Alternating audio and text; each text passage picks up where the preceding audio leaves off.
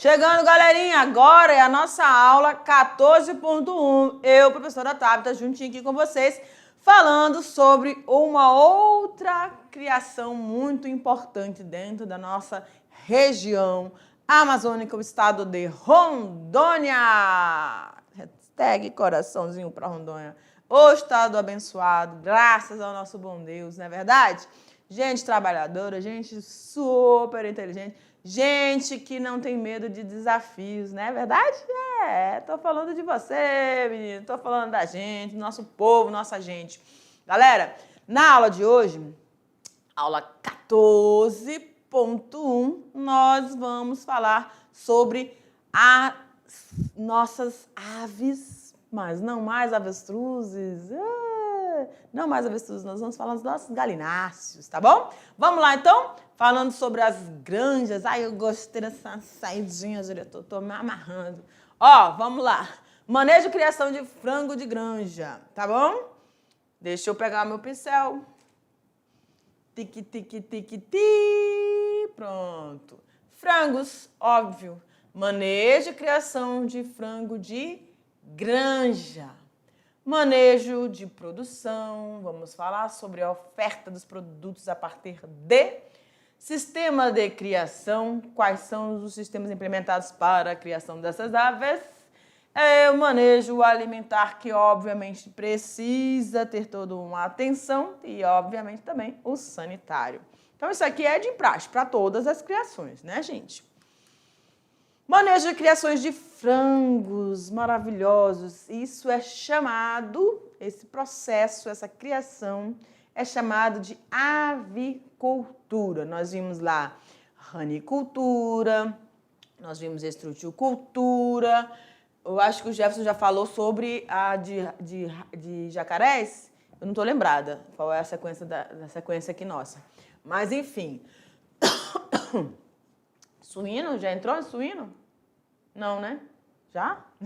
O diretor também tá igual a mim. Bora! Avicultura, gente, é a criação de aves para a produção de alimentos, notadamente carne e ovo, tá? Então, olha só.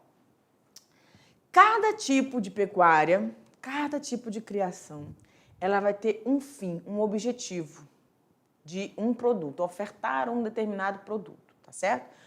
Vamos sempre ter como primazia o produto oriundo dessa criação tem que ser de qualidade. Gente, nós estamos falando de quê? Alimento. É a mesma coisa que a gente está falando de agricultura, tá? Quando a gente está falando de agricultura, é ofertar alimentos. Se é alimento, é aquilo que vai se transformar dentro do seu organismo. Vai fazer parte do teu metabolismo. Então, meu amor, pode ser qualquer coisa que pode ser inserido dentro do nosso organismo para ser processado, metabolizado por você? Não! Claro que não. Então, a gente tem que estar sempre como reflexão, pensando na qualidade. Mas a professora Tabita também sempre gosta de enfatizar que esses animais sendo adaptados a um determinado sistema de criação, eu preciso dar a esses animais, cada espécie desses animais, cada raça desses animais, tem, gente, uma história de vida. Professora, como assim?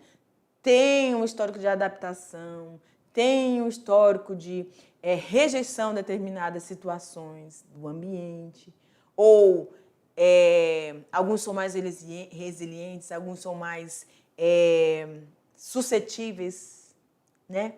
Alguns sentem mais os abalos climáticos, as alterações climáticas do que outros, e assim vai. Então, eu preciso dar a esse animal, esse organismo vivo, um ambiente que está sendo alterado, modificado pelo homem, um ambiente mais justo possível, mais adaptado possível para que esse animal também me ofereça esse produto, porque ele vai responder organicamente a tudo aquilo que eu lhe oferecer, tá bom?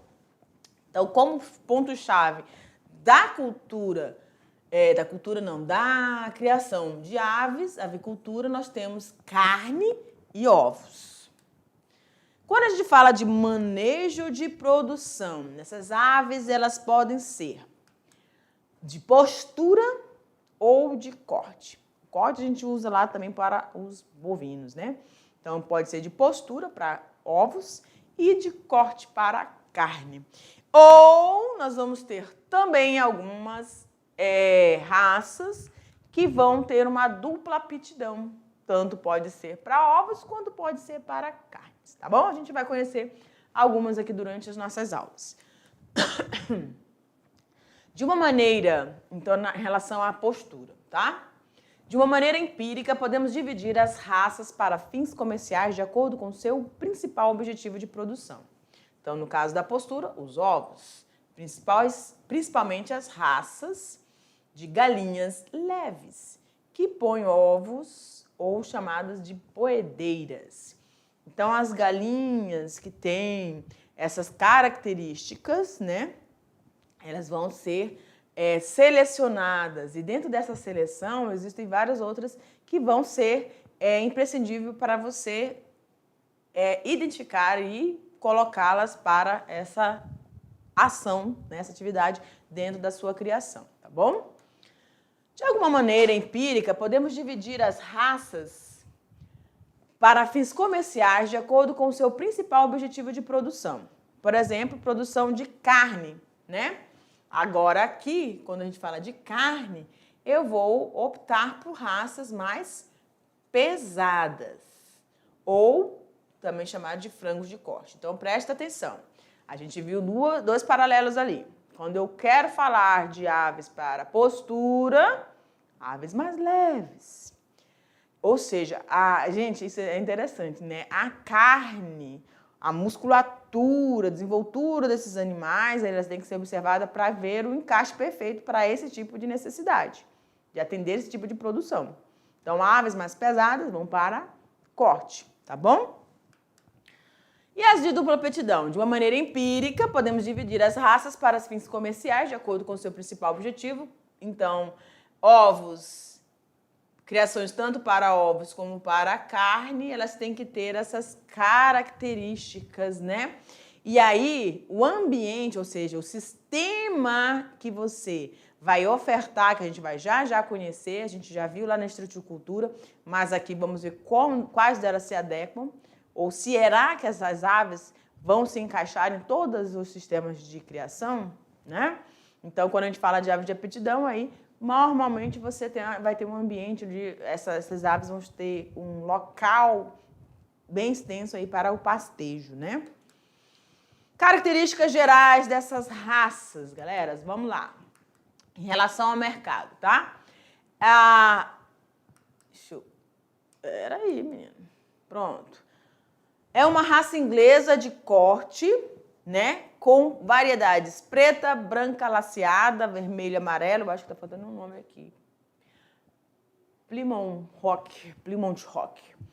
Apresenta crista ervilha, pele amarela e produz ovos de casca marrom. Olha aí que legal, tá?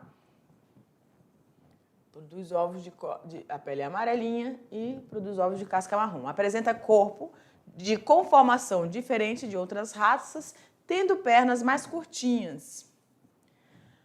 Corpo amplo com peito musculoso, tá? Plymouth Rock. As aves desta variedade foram muito utilizadas nos primeiros cruzamentos para a produção de frangos de corte. Então, inicialmente, começou-se, né, com essas, devido às suas características aí, e aí a gente vai ver que, das raças que a gente vai apresentando para vocês, ora vai ser de postura, ora de corte ou hora de dupla aptidão, tá bom? A Light Sussex. Light Sussex, eu não sei se estou falando a pronúncia correta, vamos lá. É uma raça inglesa de corte, tá? Deixa eu ver aqui o negócio. Também de corte, pronto. Plymouth Rock, de corte. A Sussex, também de corte, tá? Com diversas variedades, das quais a Light Sussex é a mais popular. Olha que bonitinha, ela é toda pintadinha, né? Tem uma desenvoltura, um porte, né, mais curtinho, vamos dizer assim, retraidinho, né? Então, essas duas lá sendo muito chamadas aí para essa questão de produção de corte, tá bom? Vamos apresentar então para vocês os sistemas de criação. Eles podem discernir-se de 3 formas de explorações avícolas, né, para os galináceos, né? Então vamos ter os sistemas extensivo, semi-extensivo e intensivo. Para as aves, como é que isso, para os galináceos, como é que isso vai se encaixar? No semi-extensivo, são criados em liberdade e podem debicar, esgravatar à volta da casa à procura de comida. Fala-se de avicultura extensiva. Então, é aquela criação rotineira que nós temos ali, né? Aí você vai ter, né? Você pode inserir, né? Várias espécies, 2, 3 espécies ali que elas vão conseguir se adaptar bem, tá bom? No semi-intensivo, é um sistema também conhecido como produção de pátio, de quintal, ou pátio-quintal, né? Aí vocês estão vendo, nesse ambiente vocês têm um lugar, né? Um ambiente selecionado, coberto, protegido com tela, então, enfim, né? E um ambiente que está ali também cercado, mas aberto, arejado, né?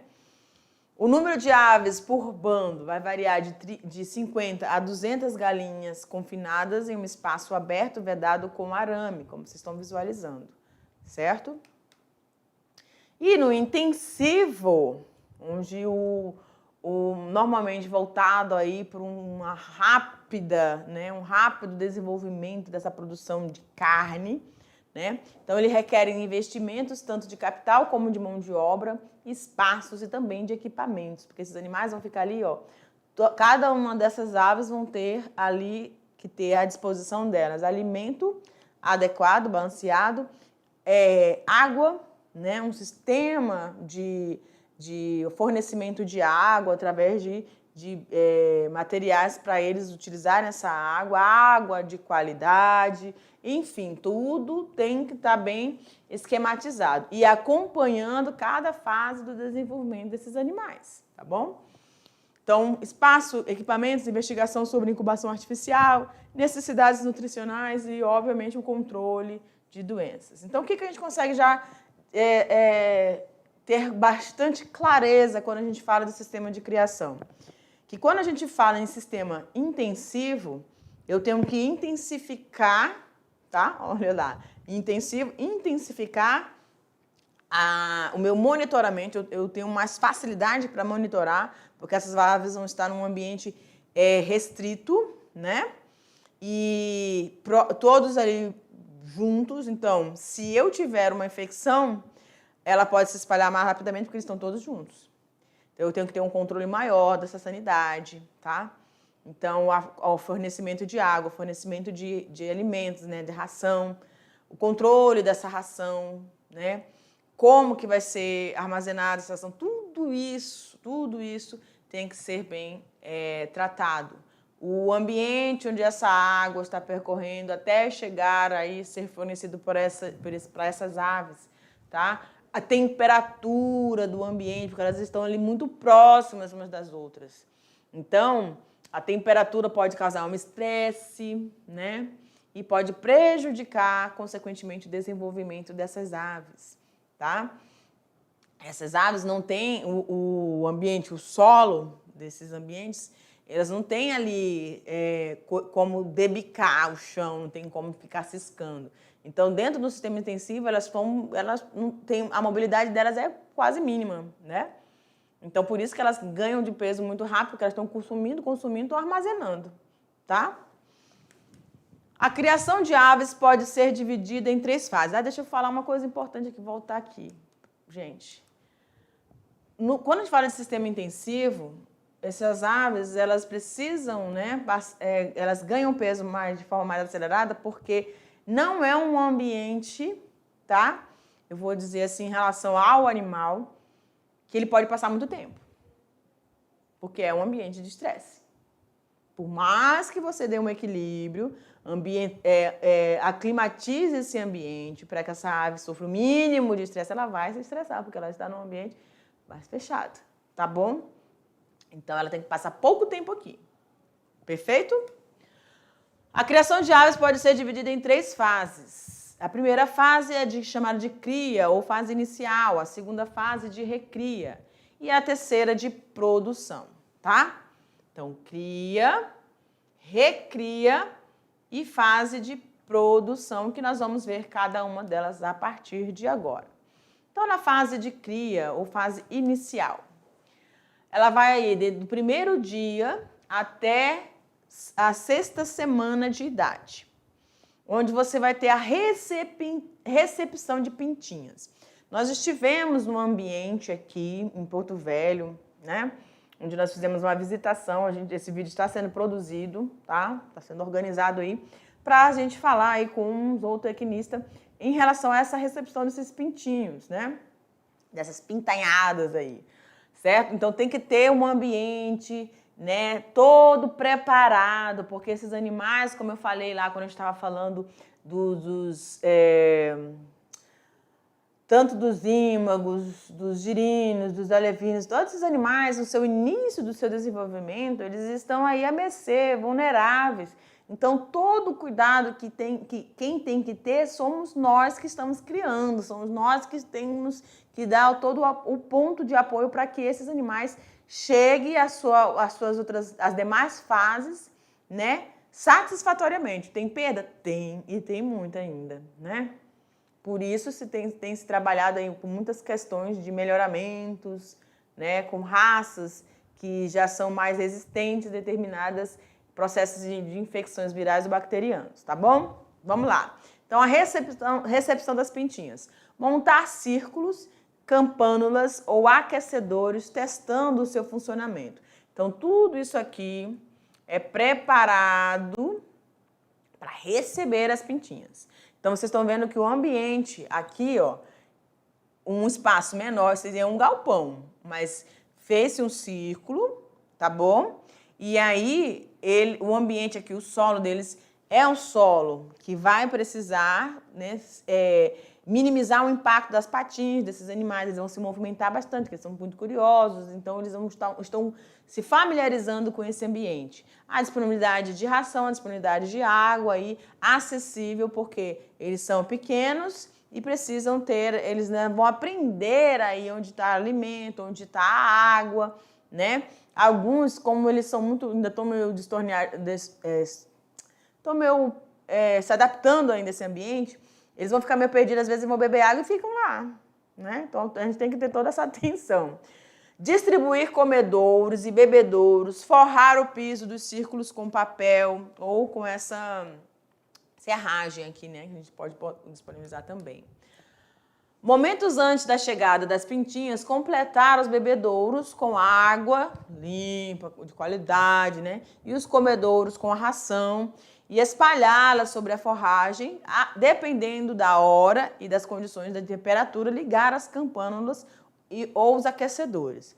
Se for numa tarde, né? Já a temperatura, na nossa região aqui já tá com temperatura bem elevada, então, ou próximo ao meio-dia, então tem que estar aí num ambiente propício para ou estabilizar a temperatura, então não está muito frio, tá? Ou desligar para que ele se torne um ambiente não tão quente, tá bom? Uma boa circulação, uma boa aeração desse ambiente, tá certo?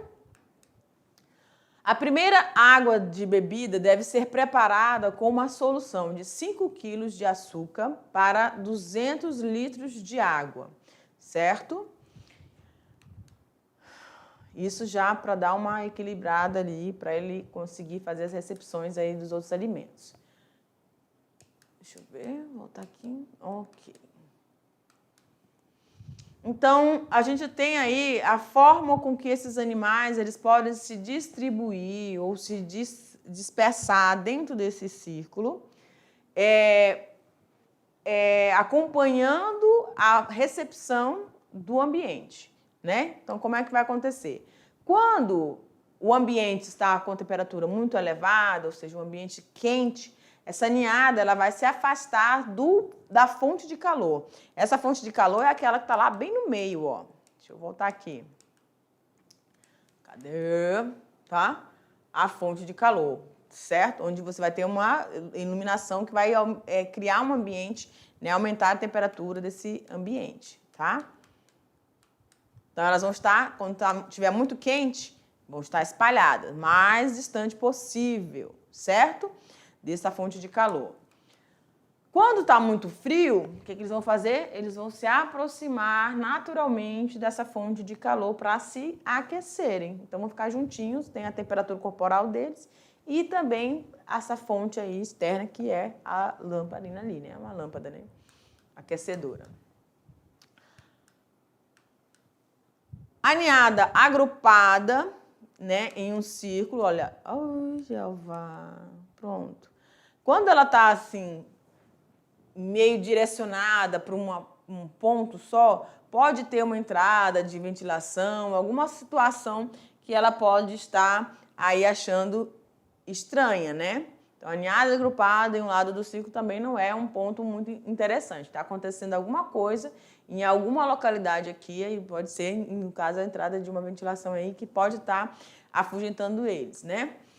Mas o ponto ideal é que essa ninhada ela esteja bem distribuída, ou seja, espalhadinhas, né? Ocupando todo o espaço que está reservado para elas aí nesse momento de recepção. Tudo bem?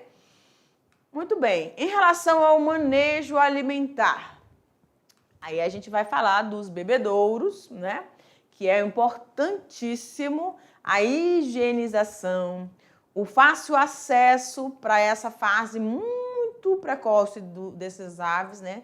São muito pequenininhos, muito bobinhos ainda, né? Estão começando a se familiarizar, às vezes eles ficam com sede, não sabem onde está a fonte de água, não sabem onde está a fonte de alimento. Então eles vão procurando, um chega primeiro, aí ele percebe o outro, aí vão chegando, e aí vão se adaptando àquele ambiente, mas tudo bem limpinho, muito bem higienizado, tá? Manter os bebedouros iniciais pendulares, sempre limpos e com água fresca e trocado aí de 2 vezes ao dia, tá? Que é esse aqui, né? Em relação aos comedouros, colocar uma fina camada de ração para evitar desperdício pelo fato de os pintinhos ciscarem e comerem sobre essa ração, né? Ao comer a ração. Então, isso aqui é muito importante, gente. Eu falei para vocês, tanto no... Às vezes a gente pode encontrar... Ó, esse daqui... Deixa eu mudar minha canetinha. Ó, esse daqui, ó. Ele tá bem pertinho, tá? Às vezes a gente pode encontrar uns dentro, tá? Aqui eu não tô conseguindo ver, né, direito, mas às vezes eles ficam dentro, mergulhadinho ali, tá? E aí isso vai sujando essa água. Aí, em relação ao ambiente do comedouro, eles entram tudinho. E aí eles vão, a mania dele mesmo é ciscarem, né? E aí eles vão jogando a ração toda. Então, esse controle de você colocar e verificar se a quantidade está sendo suficiente para que todos esses pintinhos consigam se alimentar e ingerir água e alimento nessa fase é importante. Aí ver aquele que está muito disperso, ver aquele que está muito sonolento, ver aquele... Alguns eles ficam mesmo isolados, isso não é um bom sinal, tá? Pode estar acontecendo alguma situação ali.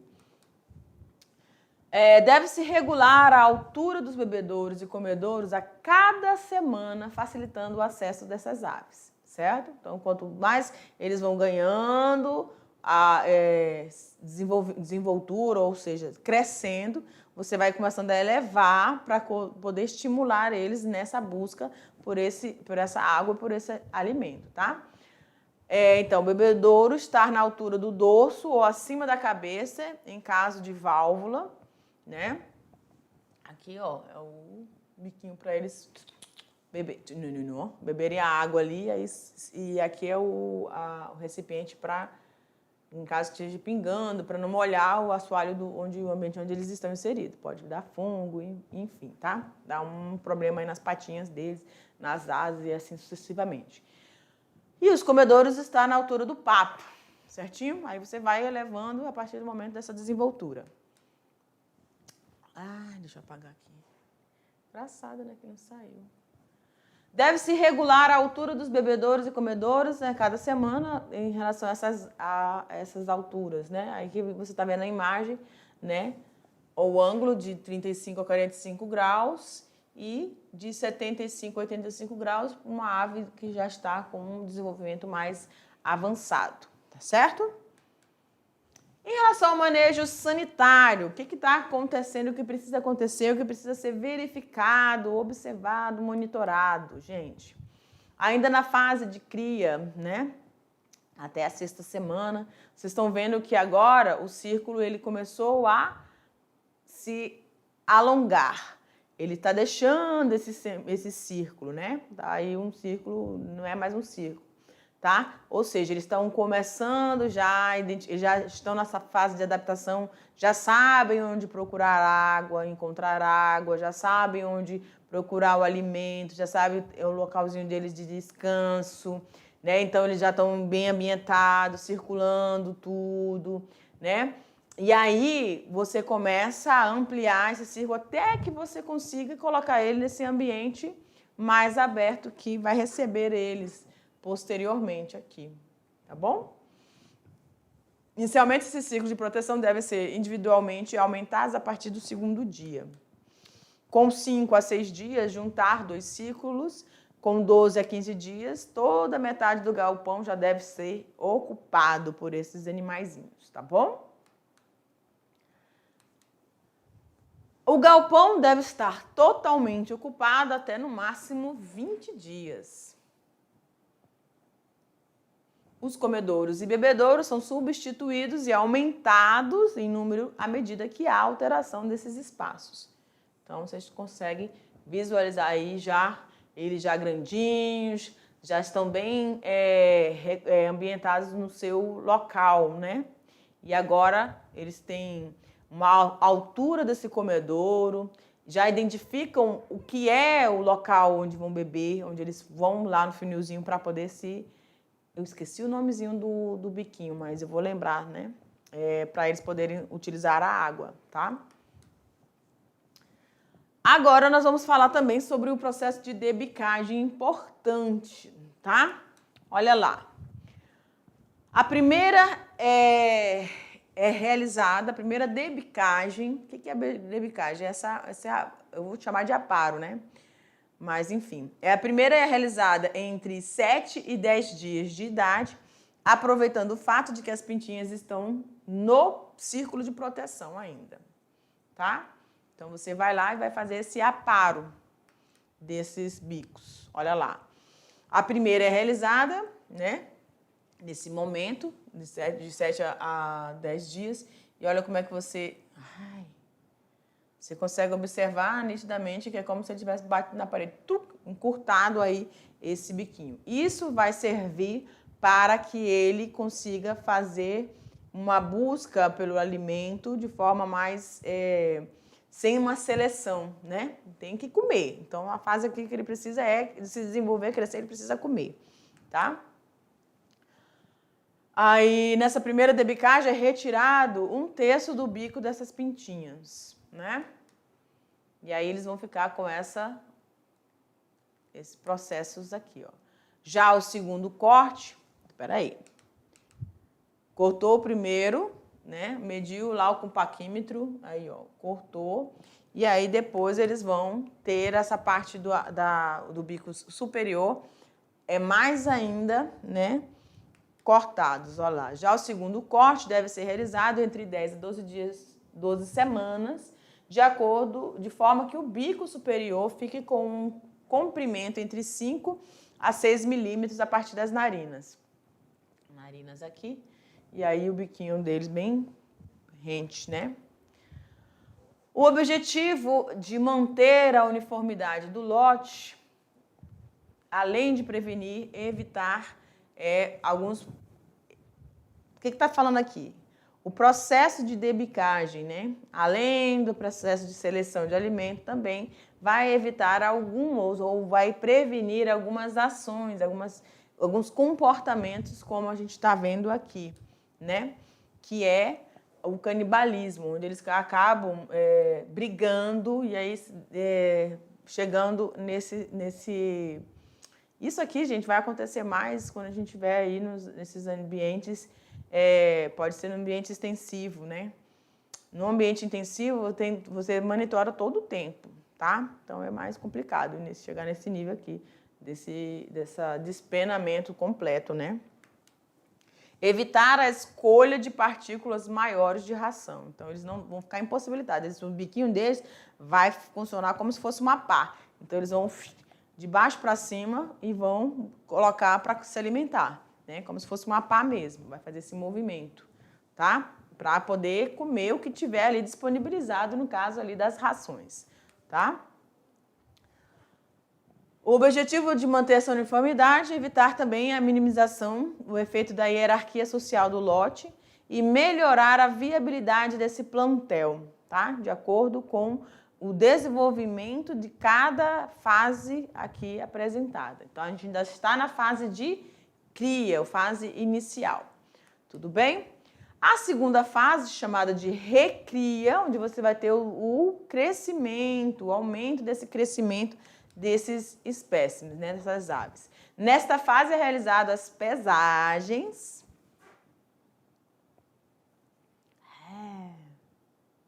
É realizada as pesagens semanalmente durante toda a fase, né? Deve-se definir um dia e realizar sempre no mesmo horário. Isso é muito importante para esse monitoramento, para que verificar se esse desenvolvimento está acontecendo a contento, tá? Se não tiver, a gente tem que ajustar aí o período que eles estão se alimentando, a quantidade, e assim sucessivamente verificar se eles não passaram por algum processo infeccional que debilitou eles na ingestão de alimento, ou se eles passaram por algum estresse, enfim, tem que ser avaliado, porque esse ganho de peso ele tem que ser adquirido semanalmente, tá bom? Essa segunda fase chamada de recria, vai de 7 semanas até a 17ª semana de idade, tudo bem? Período de estiramento, vamos dizer assim, certo? Como a gente tem no desenvolvimento humano. A terceira fase, que é a fase de produção. Nessa fase de produção, o objetivo é chegar ao momento que eu vou fazer o abate dessa espécie para obter a carne, né? Então, vamos lá. Em relação ao manejo, durante a transferência, realizar a seleção e padronização. Então, importantíssimo nessa fase, nessa terceira e última fase. A seleção e a padronização das aves, agrupando as granjas pela conformação. Então, preste atenção. Nesse momento, eu vou estar fazendo essa seleção para inserir elas num ambiente onde elas já vão passar para a última etapa, que é a fase de abate dessas aves, né? Transporte para o abate. Então, eu preciso ter um lote em conformidade relacionado ao peso, né? E ao desenvolvimento dessa crista, maturidade, verificar a maturidade sexual dessas aves a partir dessas cristas, o desenvolvimento dessas cristas. Então, eu vou analisar. No meu lote, eu não posso ter uma ave com maior porte, outro com menor porte, um peso X e outro W. Então, elas vão ter que ter essa padronização. Então, as aves de maior peso dentro desse lote, maior desenvoltura dentro do lote, e as que tiverem peso mediano num lote, e assim sucessivamente, tá bom? E esses animais, eles vão ser agora colocados, né, nesse ambiente, nessas gaiolas. E se a gente comparar a outras aves, no caso a gente vai falar aí sobre as codornas, né? Então, o espaço aqui é bem maior, porque você vai ter uma quantidade aí, ó, de 5 aves, né? 5 aves por gaiola. Tá? É o que eu falei para vocês.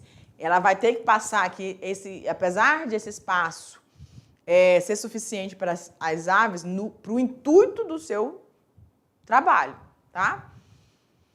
Mas ela tem que passar pouco tempo aqui, para ir rapidamente ganhar o peso necessário para esse abate, tá? Porque realmente ficar 5 aves numa mesma gaiola é estressante.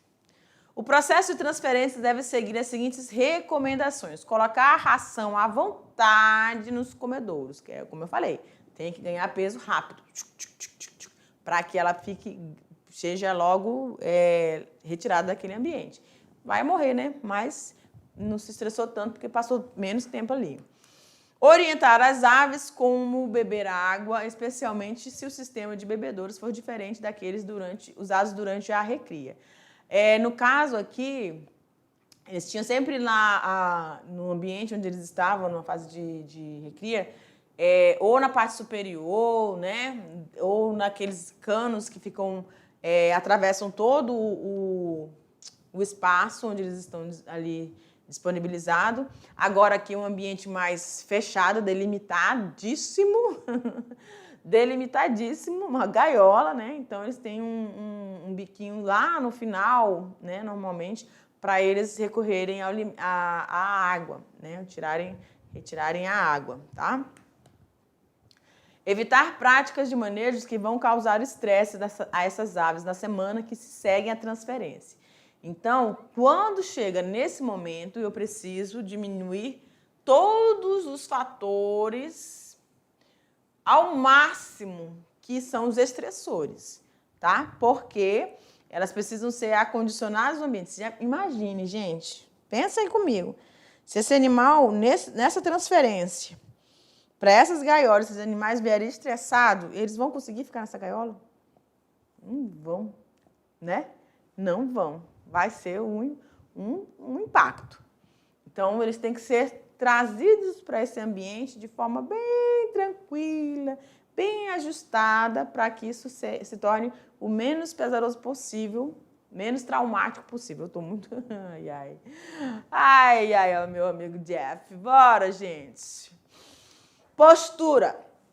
76 semanas de idade, podendo ainda se estender de 90 a 120 semanas, se for realizada uma ou duas mudas forçadas, tá? E aí que a gente tem um ambiente onde eles estão todos espalhadinhos, distribuídos, e ali o ambiente de postura. Então, nós temos os dois ambientes de corte e de postura, tá bom? Onde esses ovos vão ser recolhidos e aí visitados aí para esse momento, tá? Doenças que acometem os frangos, né?